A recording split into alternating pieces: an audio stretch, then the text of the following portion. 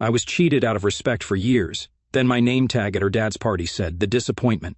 I stood at the entrance of the lavish ballroom, the kind of place that screamed money and status, feeling the familiar knot in my stomach tighten as I took it all in. My wife, Celeste, had outdone herself planning this party for her father's birthday, and her stepmother, Patricia, had spared no expense, making sure every detail dripped with extravagance. Crystal chandeliers hung from the ceiling, casting a soft glow over the crowd of Celeste's wealthy family and friends, people who'd never let me forget I didn't belong. The air smelled of expensive perfume and champagne, and the hum of polite chatter filled the space. I adjusted my tie, trying to shake off the unease that always crept up when I was around them. It wasn't my world, never had been, but I was here for Celeste, or at least that's what I kept telling myself. At the door, Patricia's little tradition was in full swing. A table sat there, covered with a crisp white cloth, and on it were rows of name tags, each one printed in elegant cursive. It was her way of making sure everyone knew their place, I guess, her subtle power play. I scanned the table for mine, my fingers brushing over the glossy cards until I found it. Zach, simple enough. But then my eyes caught the rest of it, and my breath stopped cold. Zach, the Disappointment. The words stared back at me, bold and unapologetic, like they'd been waiting there all night to slap me in the face. My hand froze, the tag trembling slightly between my fingers as I read it again, just to be sure I wasn't imagining things. Nope, there it was, clear as day. I glanced across the room, my heart thudding hard against my ribs, and there she was. Celeste stood by the bar, her long blonde hair catching the light, a glass of wine in her hand. She was laughing, her head tilted back like she didn't have a care in the world, surrounded by her perfect family and their perfect friends. Our eyes met for a split second, and I saw a flicker of amusement in hers before she said, loud enough for me to hear, "Well, it's true." Her voice cut through the noise like a knife, casual and cruel, and a few people nearby chuckled, their polite little laughs digging the blade in deeper. My chest burned, a hot, angry heat spreading through me as I clenched the name tag tighter, the edges biting into my palm. I wanted to throw it, to storm over there and demand an explanation, but I didn't. Not yet. The room started to feel smaller, the walls closing in as the chatter and clinking glasses grew louder in my ears. Everywhere I looked, there were those same fake smiles, those whispered conversations that stopped when I got too close. I'd spent years trying to fit in with these people, years pretending their jabs didn't sting, but this was different. This wasn't a subtle dig or a backhanded compliment. This was my wife, the woman I'd promised my life to, standing there laughing at me like I was nothing. The disappointment, the outsider, the guy who'd never be good enough for her or her high and mighty family. My throat tightened, and for a moment I thought I might just turn around and walk out without a word. But then something shifted inside me. I exhaled, slow and deep, letting the anger settle into something else, something sharper, something I could use. A smirk tugged at the corner of my mouth as I reached for a champagne glass from a passing tray. The cool crystal felt good in my hand, solid, like it was grounding me. If they wanted to make me the fool, fine. I'd give them a show they wouldn't forget. I stepped forward, my shoes clicking against the polished floor, and raised the glass high. With my free hand, I tapped it lightly with a spoon I'd grabbed from the table, the sharp clink cutting through the hum of the party. Heads turned, eyes landed on me, and the room went quiet, waiting. I could feel Celeste watching me now, her laughter gone, her wine glass hovering near her lips. Patricia straightened up, her perfectly manicured brows lifting slightly, like she was curious what I'd do next. Good. Let them wonder. Let them squirm. I cleared my throat, my voice steady as I spoke. "I'd like to make a toast," I said, loud enough for every corner of that overstuffed room to hear me. A few people smiled, nodding, like they expected some sappy speech about family or love or whatever garbage they pretended to care about. I paused, letting the silence stretch just long enough to make them uncomfortable, then locked eyes with Celeste. "To the last time you'll ever see me." The words hung there, heavy and final, and I saw the exact moment they hit her. Her face froze, her glass tilting slightly in her hand. The smiles around the room flickered, some turning to confusion, others to awkward glances. Patricia opened her mouth, probably to say something cutting, but I didn't give her the chance. I raised my glass higher, gave them all one last look, those smug, self-important faces I'd wasted years trying to impress. And then I drank. The champagne was crisp and bitter, just like this moment. I set the empty glass down on the nearest table with a soft clink. Without another word, I turned and headed for the door, my heart pounding but lighter than it had been in years. They could keep their party, their money, their name tags. I was done. I sat in the car outside that fancy ballroom, the engine still off, my hands gripping the steering wheel like it was the only thing keeping me from falling apart. The night air was cool against my face through the cracked window, but my mind was racing, pulling me back to how I'd even ended up in this mess, tied to Celeste, her family, and all their poison. It wasn't always like this, or at least I didn't think it was. When I met her, she was this bright, beautiful woman who made me feel like I could take on the world. But looking back now, I see it clear as day. I was never really part of her world. I was just the guy she dragged along, the one who didn't fit, the one her family never wanted. Celeste came from old money, the kind that goes back generations, the kind that builds big houses and bigger egos. Her father, Gregory, was the king of it all, tall, broad-shouldered, with a voice that boomed like he owned every room he walked into. The first time I met him, I stuck out my hand, trying to be polite, but he just looked me up and down like I was something stuck to his shoe. "So, you're the one Celeste picked," he said, not even hiding the disappointment in his tone. I laughed it off back then, told myself he'd warm up to me eventually. He never did. Every time we saw each other, at holidays, dinners, whatever, he'd ask about my job, my plans, always with that little smirk, like he knew I'd never measure up. I worked hard, made decent money, but to him, I was nothing compared to the lawyers and CEOs in his circle. Then there was Patricia, Celeste's stepmother. She came into the picture after Celeste's mom passed, and she took to running the family like it was her personal kingdom. She was all sharp edges, perfect hair, perfect clothes, perfect smile that never reached her eyes. From day one, she treated me like I was some stray dog Celeste had brought home out of pity. "Oh, Zach, you're still here," she'd say, her voice dripping with fake sweetness, like it was a surprise I hadn't run off yet. She'd make these little comments at every gathering about my cheap tie, my old car, the fact I didn't grow up with a silver spoon in my mouth. I'd grit my teeth and smile, thinking I had to play nice for Celeste's sake, but Patricia never let up. Over time, I started feeling like she was right, like I was some embarrassing charity case Celeste should have dumped years ago. Celeste's siblings didn't help either.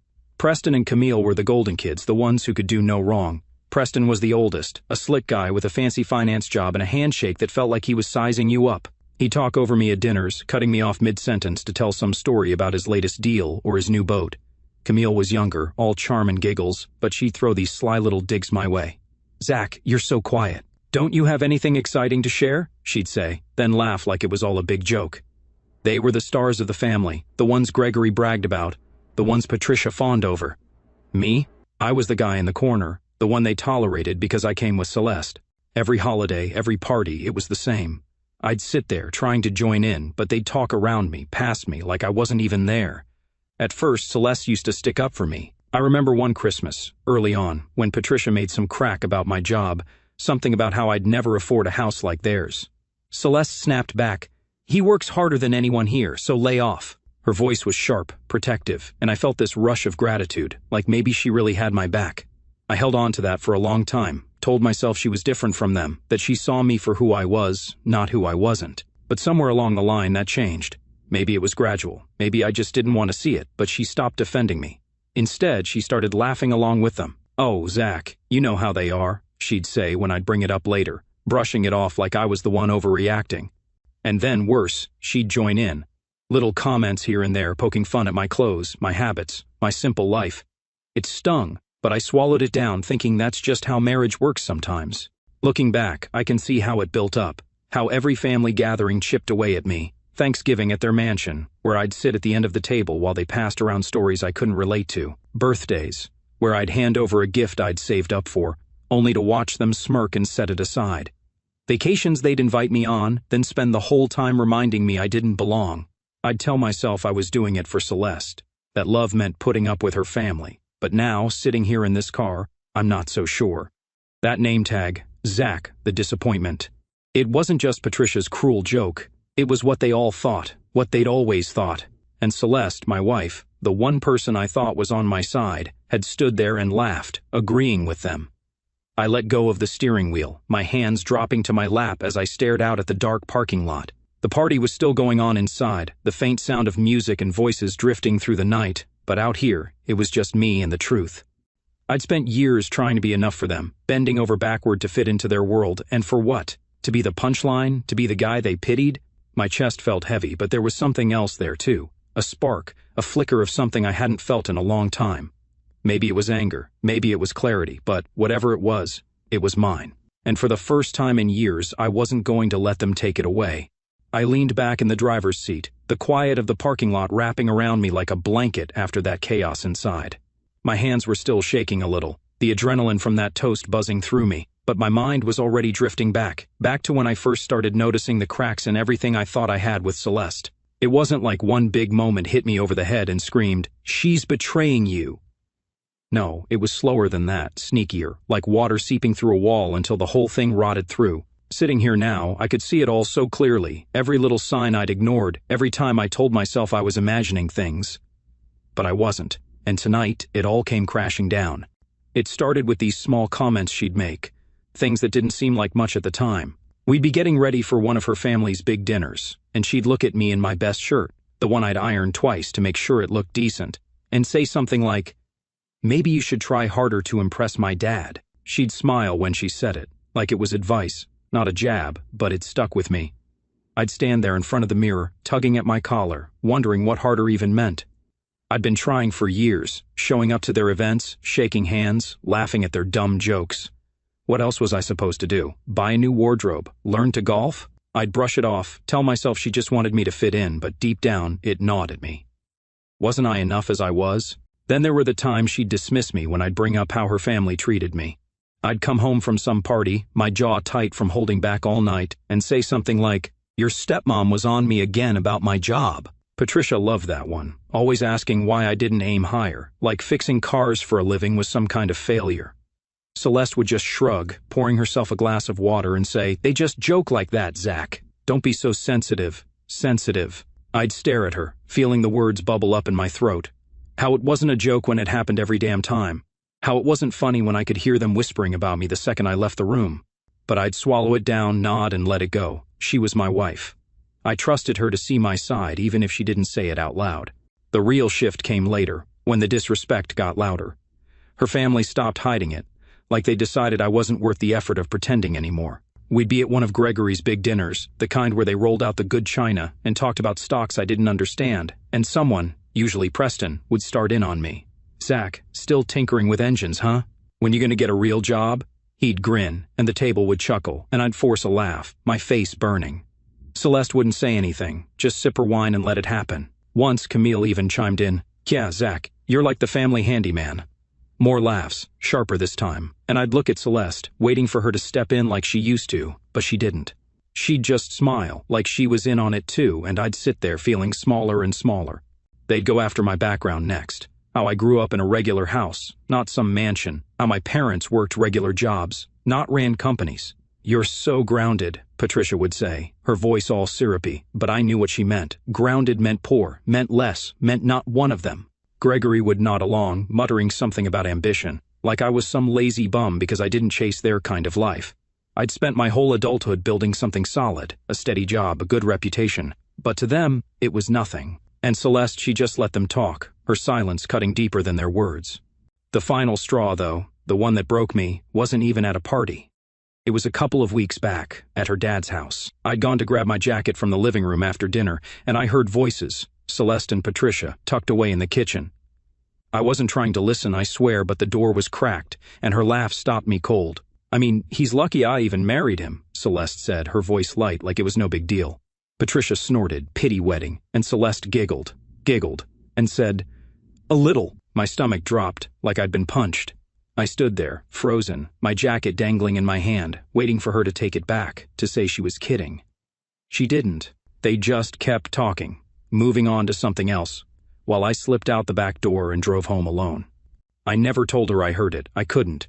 Every time I looked at her after that, I'd hear those words again, "Lucky I even married him," and I'd wonder how long she'd felt that way. Was it always like that? Was I just some project to her, some guy she settled for because she felt sorry for me? I'd lie awake at night, staring at the ceiling, replaying every fight, every quiet moment, trying to figure out when she stopped being my wife and started being one of them.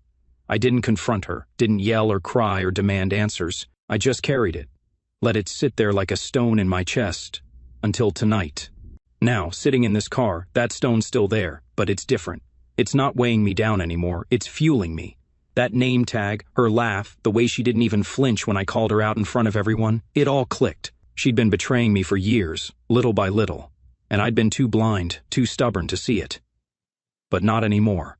I started the engine, the rumble vibrating through me, and pulled out of the lot. Tonight wasn't just a toast. It was the moment everything changed. the moment I stopped pretending and started seeing the truth. I stood there in the middle of that gaudy ballroom, the champagne glass cold in my hand, the weight of every eye in the room pressing down on me like a spotlight I'd never asked for.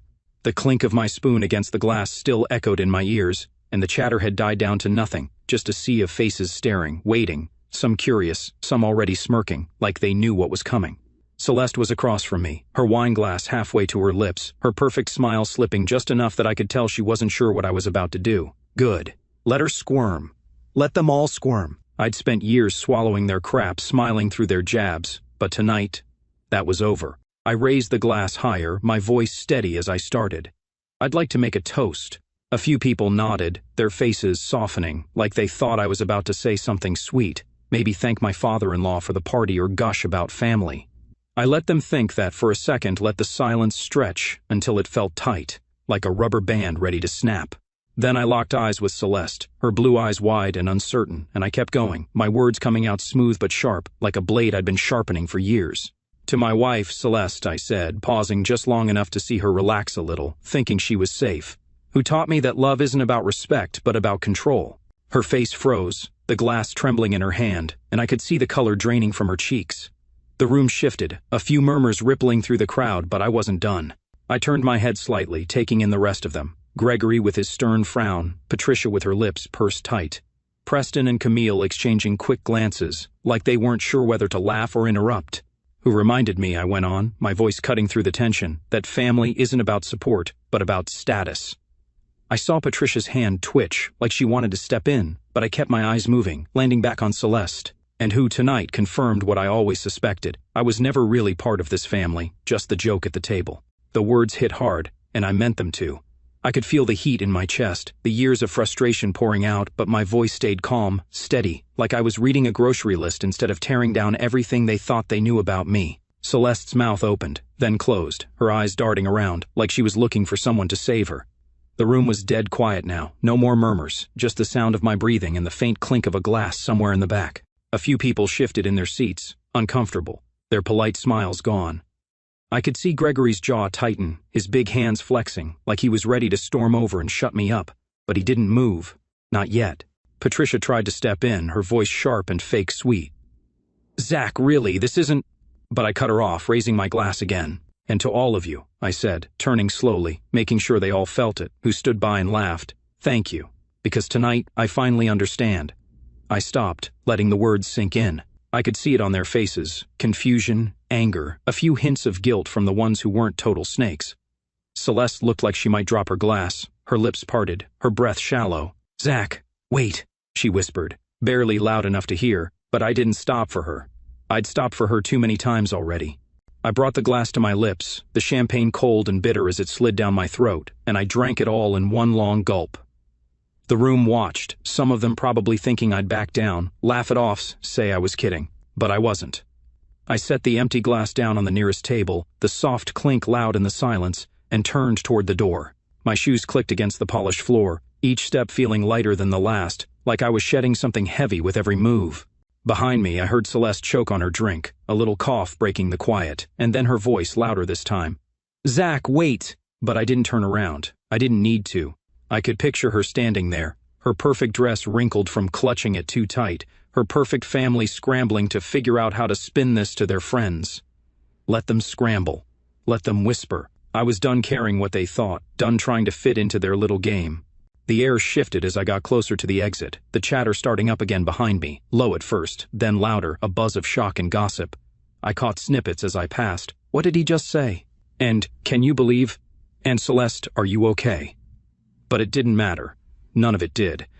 My hand hit the door, the cool metal solid under my palm, and I pushed it open, stepping out into the night. The last thing I heard before it swung shut was Patricia's voice, shrill and indignant. "Well, that was dramatic," she said, and a few nervous laughs followed. Typical. They'd turn it into a story, a punchline, something to laugh about over their next round of drinks. But this time, I wouldn't be there to hear it. I stopped just outside, the door clicking shut behind me, and took a deep breath. The cold hit my face, sharp and clean, washing away the stuffy heat of that room. My heart was still pounding, but it wasn't from nerves anymore. It was something else, something alive. I'd said it, I'd done it. Years of biting my tongue, of pretending I didn't see the looks, hear the laughs, feel the weight of their disdain. It was all out there now, laid bare for them to choke on. And the best part? I didn't feel small anymore. I felt free. I shoved my hands in my pockets, the name tag, Zach, the disappointment, crumpled up in there somewhere, and started walking toward my car. Whatever came next, it was mine to figure out, not theirs. I stepped out into the night, the cold air hitting my face like a splash of water, waking me up from the nightmare I'd just walked out of. The ballroom doors thudded shut behind me, muffling the hum of voices and clinking glasses, and for the first time in what felt like forever, I could breathe. My chest still burned from the toast, from seeing Celeste's face twist up when I laid it all out there, but out here it was different. Out here, I wasn't the disappointment anymore, not their version of it anyway. I pulled my coat tighter around me, the wind biting at my ears, and headed for my car, parked at the edge of the lot. Each step crunched against the gravel, steady and sure, like I was walking away from more than just a party. I slid into the driver's seat, the familiar smell of leather and old coffee grounding me as I shut the door. My phone buzzed in my pocket, sharp and insistent, but I didn't even glance at it. I knew who it was. Celeste, probably, or maybe Preston with some smug text to rub it in. I didn't care. I tossed the phone onto the passenger seat, watching it light up again and again, the screen flashing with names I didn't want to see. My hands gripped the steering wheel, knuckles white for a second, then I let go and started the engine.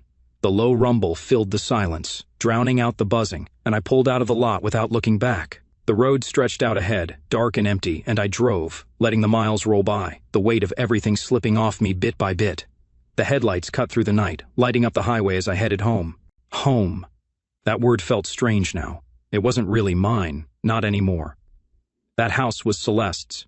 Bought with her dad's money, decorated with her taste, filled with her family's rules. I'd lived there, sure, but I'd never belonged. Out here, though, with the windows cracked and the cold air rushing in, I felt something else. Freedom, maybe, or at least the start of it. I didn't turn on the radio, didn't need it. The quiet was enough, just me and my thoughts, sorting through the mess of the last few hours, the last few years. I kept seeing her face in my mind, Celeste, standing there with her wine glass, her laugh echoing across the room when I picked up that damn name tag. Well, it's true, she'd said, so easy, so careless, like it didn't even occur to her how it would hit me. And then that toast, her eyes going wide, her mouth dropping open when I turned it all back on her. I'd waited for that moment longer than I'd ever admit, waited to see her realize she couldn't just laugh me off this time. It felt good, saying it out loud, watching her squirm, watching them all squirm. For once, I wasn't the one shrinking down, trying to fit into their world. I was the one standing tall, walking away. The road curved ahead, and I followed it, my hand steady on the wheel. My phone kept buzzing, a little dance of light on the seat next to me, but I let it go. What could she say now? Sorry, come back? It was too late for that. Too late for her to pretend she hadn't meant it. Too late for her family to act like they hadn't spent years grinding me down. I thought about Patricia's fake smile, the way she'd smirked when she set out that name tag, like it was some clever little game. I thought about Gregory's gruff voice, always asking why I didn't do more, like my life was some project he could fix. I thought about Preston and Camille, their perfect lives, their perfect smirks, treating me like I was the hired help who'd overstayed his welcome, and Celeste, my wife, letting it all happen, joining in, picking them over me every damn time. I hit the edge of town, the streetlights flickering on as I slowed down. The familiar signs passed by. Gas station, diner, the old hardware store, and it felt like I was seeing them for the first time in years. I'd spent so long trying to be someone else, for her, for them, that I'd forgotten what it was like to just be me. Out here, driving through the quiet, I could feel it coming back, piece by piece. My shoulders loosened, my jaw unclenched, and I let out a long breath I didn't know I'd been holding. The phone buzzed again, and this time I picked it up just to see. Celeste, where are you? Then another, we need to talk. Preston, nice show, man, real classy. I snorted, tossed it back onto the seat, and kept driving. I pulled into the driveway, the house dark and still, and cut the engine. For a minute I just sat there, staring at the front door. It didn't feel like home anymore, but it was where I'd sleep tonight, maybe the last night, if I could figure out what came next. I grabbed my phone, the screen still glowing with unread messages, and shoved it in my pocket as I got out. The air was colder now, sharper, and I stood there, keys in hand, looking up at the stars. They were bright tonight, clearer than I'd noticed in a long time. Maybe that's what walking away does. Clears your eyes, lets you see what's been there all along. I unlocked the door and stepped inside, the silence of the house wrapping around me. No Celeste, no family, no expectations, just me. I kicked off my shoes, dropped my coat on the couch, and headed for the kitchen. I didn't know what tomorrow would bring. Didn't know if she'd show up, or if they'd all just pretend I'd never existed. But right then, standing there with a glass of water in my hand, I felt something I hadn't in years. Light, like I'd finally shaken off the lie I'd been living, the one where I thought I needed them to be whole. I didn't. I never had.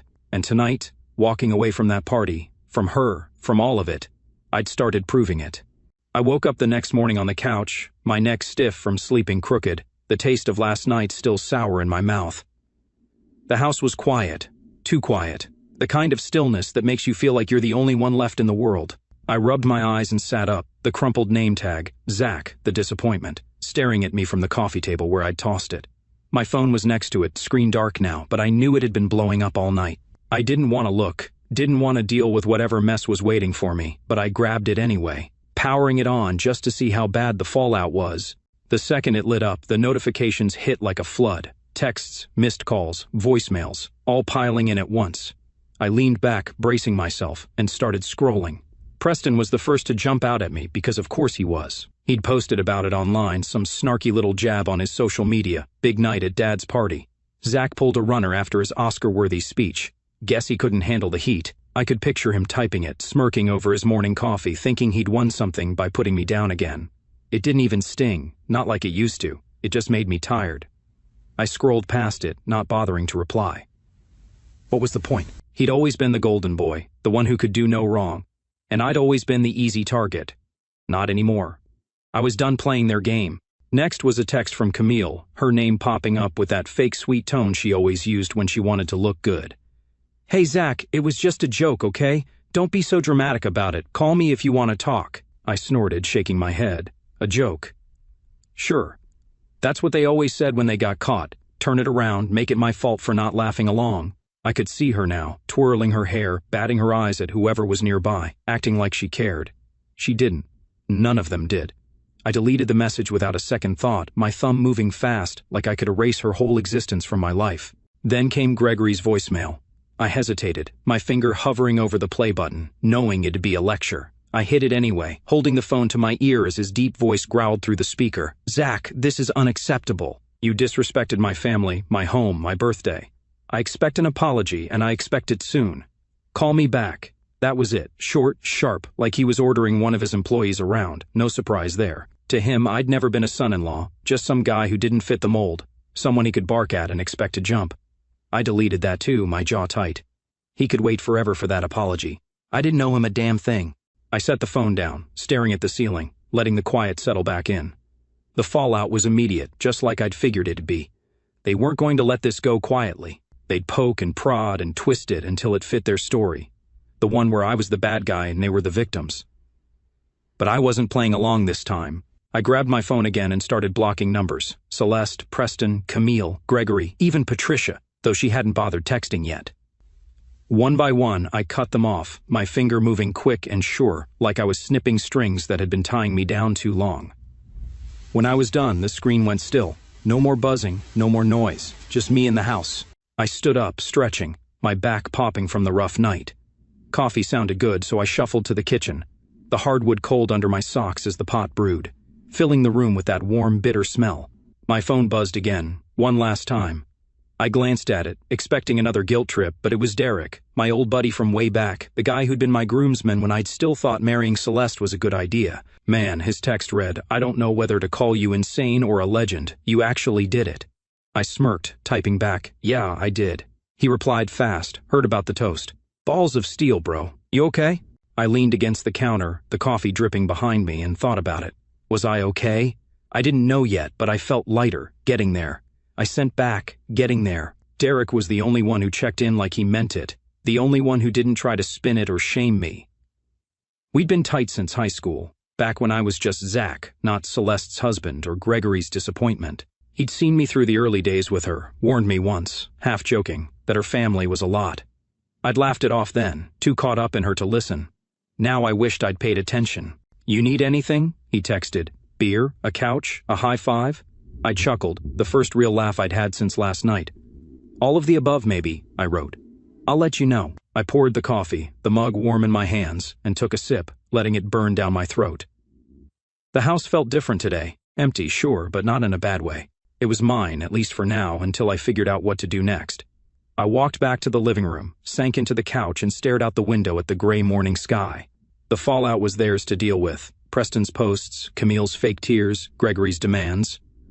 I didn't have to carry it anymore. I'd said my piece, walked away, and that was enough. Derek's text blinked up at me again, and I smiled. Small, but real. One person in my corner was more than I'd had in that ballroom, and for now, that was plenty.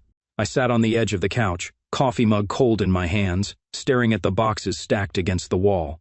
It had been a few weeks since that night at the party, and the days had started to blur together. Not in a bad way, just quiet, steady, like I was finally catching my breath. The house was still half-packed, stuff I'd been sorting through since I decided to move out. Gregory's gift of a home didn't feel right anymore. Not with all the strings it came with. Not with the memories of Celeste and her family hanging in every corner.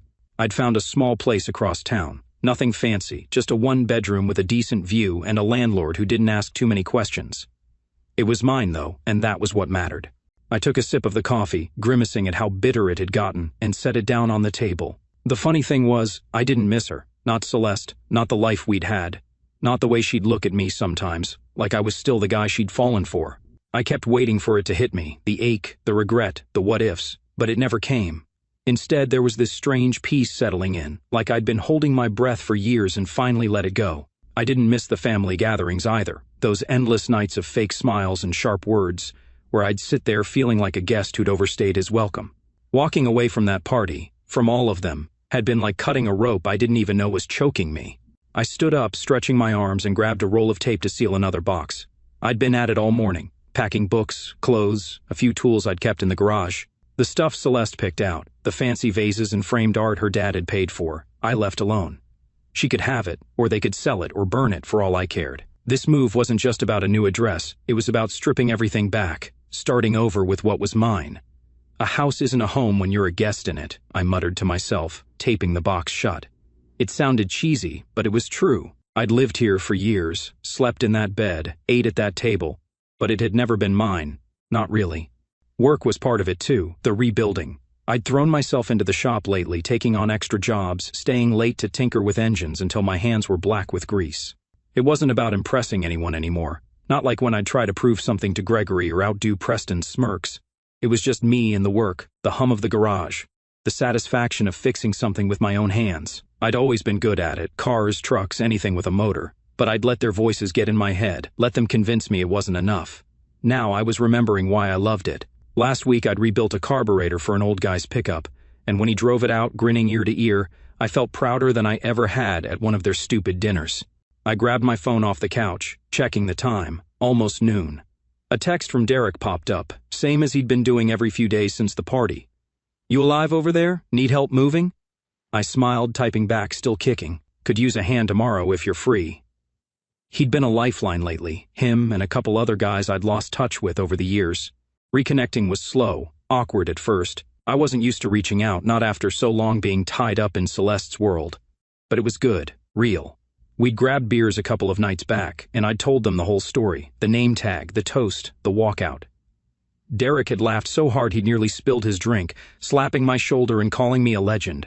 It felt good to laugh about it, to have people who got it, who didn't think I was crazy for finally standing up. I walked to the window, looking out at the street. The moving truck was coming tomorrow, and I'd be out of here by nightfall. A fresh start, new place, new routine, new me maybe. I didn't need much, just a bed, a table, a few things to call my own. I'd spent so long chasing their approval, trying to fit into their glossy, perfect life, that I'd forgotten what it was like to live for myself. Now I was figuring it out, one box at a time. I didn't miss the fancy parties, the expensive wine, the way they'd all look at me like I was some puzzle they couldn't solve. I missed the quiet nights, the ones before all this, when it was just me and a cold beer and a sky full of stars. I was getting that back now. I turned away from the window, grabbing another empty box from the stack. There was a picture frame on the shelf, me and Celeste at some event, smiling like we meant it. I picked it up, running my thumb over the glass. She looked happy there, and maybe I did too, but it was a lie, even then. I didn't hate her, not really. I just didn't need her anymore, didn't need what she came with. I set the frame back down, leaving it for her to find whenever she came for her stuff.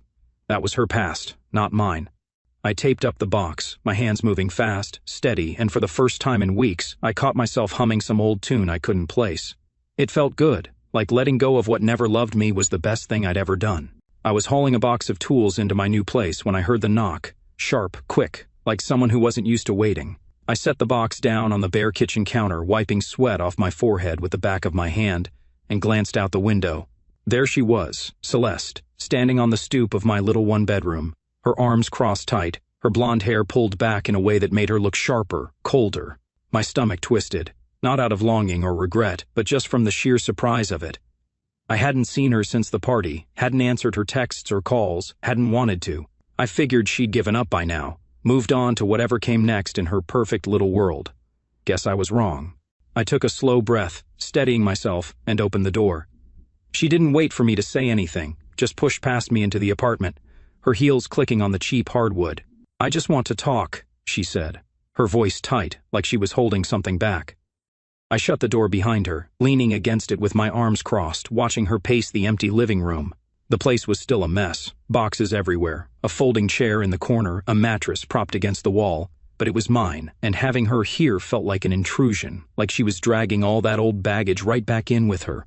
"Talk about what?" I asked, keeping my tone flat. I wasn't mad, not anymore, just tired. Tired of her, tired of this dance we'd been doing for years. She stopped pacing, turning to face me, her eyes bright and a little red, like she'd been crying or wanted me to think she had. "About what happened," she said, throwing her hands up. "About the party, the toast, all of it. You're blowing this way out of proportion, Zach." I almost laughed. Almost, but I caught it in my throat, letting it sit there as a bitter little smirk instead. Out of proportion. That was rich, coming from her. "It was just a joke," she went on, stepping closer, her voice softening, like she thought she could sweet-talk me back into line. "The name tag, the laughing. It wasn't a big deal. You didn't have to make a scene like that." I stared at her, my jaw tight, waiting to see if she'd hear herself, if she'd realize how ridiculous she sounded. She didn't. She just kept going, her hands gesturing, like she was explaining something simple to a kid. "You embarrassed me, Zach, in front of my whole family, my friends. Do you know how that felt?" I let her words hang there for a second, the silence stretching out between us. Then I chuckled, low and rough, shaking my head. "Yeah, Celeste, I know how it feels to be embarrassed in front of your family. Been there for years." Her mouth snapped shut, her eyes narrowing, like she hadn't expected me to push back. I stepped away from the door, moving toward her, not close enough to crowd her, just enough to make my point. "You think that name tag was a joke? Zach, the disappointment? You think standing there laughing while your stepmom handed it to me was funny?" She flinched, just a little, but she didn't back down. "It was Patricia's idea," she said, her voice sharp now, defensive. "She thought it would be cute, a little tease. I didn't know she was going to do it until you picked it up." I rolled my eyes, turning away from her to grab a water bottle from the counter. "Right," I said, unscrewing the cap, "and you just happened to laugh right on cue. Real cute." I took a sip, the cold hitting my throat, giving me a second to keep my temper in check. I didn't want to yell, not because she didn't deserve it, but because I was done wasting my energy on her. "Zach, come on," she said, her tone shifting again, softer, pleading. "You're acting like I've been awful to you this whole time. We've had good years, haven't we? We were happy." She stepped closer, reaching out like she might touch my arm, but I moved back, out of reach. "Happy?" That word felt like a slap, like she was trying to rewrite everything I'd lived through. "Happy," I said, turning to face her full on. "You mean when I was sitting through your family's dinners, taking their crap while you pretended not to notice? Or when you started joining in, telling me I should try harder to fit in with them?" Her face crumpled, and I saw the tears start, real ones this time, pooling in her eyes. "I didn't mean it like that," she said, her voice breaking. I wanted you to be part of it, part of us." I stared at her, waiting for something to kick in, guilt, pity, anything, but it didn't. I felt nothing, just a hollow space where all that used to be. "No, Celeste," I said, slow and clear. "You wanted me to be what they wanted, not who I am, and when I couldn't, you let them treat me like garbage. You didn't stop it, you laughed. That night you finally said it out loud, and you know what? It wasn't a joke. It was the truth." She blinked, tears spilling down her cheeks, but I didn't move, didn't soften. She wiped her face with the back of her hand, sniffling, then tried one last time. "I'm sorry, okay? I didn't think it'd go this far. Can't we just—" "No," I cut her off, my voice firm. "We can't. You don't get it, do you? I'm not blowing anything out of proportion. I'm just done." She stood there, frozen, her mouth open, like she couldn't find the words. I walked past her, opening the door, the cool air rushing in. "You should go," I said, not looking at her. She hesitated, then grabbed her purse off the floor where she'd dropped it, her heels clicking as she moved. At the threshold, she stopped, turning back. "Zach," she started, but I shook my head. "Goodbye, Celeste." She stared at me, her eyes wet, then nodded once, sharp and final, and walked out. I shut the door behind her, the lock clicking into place, and leaned against it, letting out a long breath. The room was quiet again, just me and the boxes. And for the first time, I felt like I'd closed more than a door. I'd closed a chapter. She was gone, and I was still here, still standing. I stood in the kitchen of my new place, the morning light slanting through the window, catching the dust floating in the air. It had been a month since Celeste showed up, since I shut the door on her and whatever was left of us, and the quiet had settled in deep. I was pouring coffee into a chipped mug, one of the few things I'd kept that wasn't tied to her, when my phone buzzed on the counter. I glanced at it, half expecting Derek checking in again, but it was just a junk email. No word from her, no word from her family, and that was fine by me. They'd gone silent, like I'd figured they would, like I'd never been part of their world at all. It was exactly what I'd wanted, but it still hit me sometimes, how easy it was for them to erase me. I took my coffee to the folding chair by the window, the only furniture I'd bothered setting up so far. The apartment was still bare, boxes stacked in the corner, a mattress on the floor in the bedroom. But I didn't mind. It felt clean, like a blank slate, and I was taking my time filling it with things that were mine, not theirs. I sipped the coffee, bitter and strong, and let my mind wander back to how it had all shaken out. Word had trickled back to me through old mutual friends, bits and pieces of how her family was handling it. Patricia had been the loudest, apparently, calling me bitter and ungrateful to anyone who'd listen, like I'd owed them something for putting up with me all those years. I could picture her saying it, her lips pursed, her voice dripping with that fake pity she loved to throw around. Gregory was quieter about it, but no less predictable. He'd been telling people I was never right for Celeste anyway, like that made it all my fault, like he hadn't spent years looking down his nose at me. I'd heard he'd even brought it up at some fancy dinner, shaking his head over his steak, saying I'd cracked under the pressure of their world. Pressure. That was a laugh. The only pressure was trying to breathe in a room full of people who'd already decided I wasn't worth the air. Preston and Camille had kept it lighter, tossing out their usual jabs online or at parties. Zach's off playing lone wolf now or guess he couldn't hack it. But it was all noise. None of it stuck anymore. I set the mug down, leaning back in the chair, staring out at the street below. A couple of kids were kicking a ball around, their voices sharp and happy in the crisp air. I didn't care what her family said, what they thought. It didn't touch me now, not like it used to. I'd spent so long worrying about their opinions, twisting myself up to fit into their picture, that I'd forgotten what it was like to just let it go. Now I could hear Patricia's snide remarks, Gregory's gruff judgments, and not feel a thing, just a shrug, a whatever, and I'd move on. They could rewrite the story however they wanted. I wasn't in it anymore. I got up, grabbing a notebook from one of the boxes, a beat-up thing I'd had since high school, full of doodles and half-finished ideas. I flipped it open to a blank page, the pen feeling heavy in my hand, and started writing. "Dear Zach," I scratched out, the words rough but clear. "You spent years begging for scraps of respect from people who didn't have any to give. You sat at their table, took their digs, tried to prove you were worth something. But here's the thing, you were never the disappointment. They were. And now, you're finally free." I stopped, reading it back, my throat tight. It wasn't poetry, wasn't anything fancy, but it was true. I'd been carrying their version of me around like a weight, letting it define me, letting it drag me down. Not anymore. I tore the page out, folding it in half and stuck it in my pocket. It wasn't for anyone else, just me, a reminder, something to hold on to when the doubts crept back in. I'd been thinking about that night a lot lately. The party, the toast, the way I'd walked out. It wasn't just about leaving them, it was about leaving the guy I'd been with them, the one who'd nod and smile and take it, hoping they'd see him one day. That guy was gone now, and I wasn't sad about it. I was relieved. I'd said goodbye to him as much as I'd said it to them, and it felt right. The coffee was cold now, but I drank it anyway, letting the bitterness wake me up. Outside, the kids were still at it, their ball bouncing off the curb, their laughs cutting through the quiet. I watched them for a while, my mind drifting. I didn't need Celeste's family to tell me who I was anymore. I didn't need their approval, their money, their fancy houses. I had my hands, my work, my little apartment with its cracked walls and empty rooms. I had Derek, a couple of old friends who'd stuck around, a life I was building one piece at a time. It wasn't much, not by their standards, but it was enough for me. I stood up, stretching, my back popping from the stiff chair. There was still unpacking to do, still a lot to figure out, where to put the bed, what to do with the extra tools, how to make this place feel like home. But I wasn't in a rush. For the first time in years I had time Time to breathe, to think, to be. I grabbed the notebook again, tucking it back in the box, and pulled out a hammer instead. The walls were bare, waiting for something.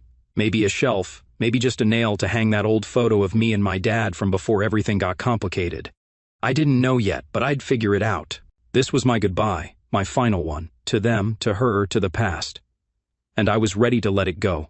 I sat at a small table in the corner of the cafe, the one down the street from my new place, with a cup of coffee steaming in front of me.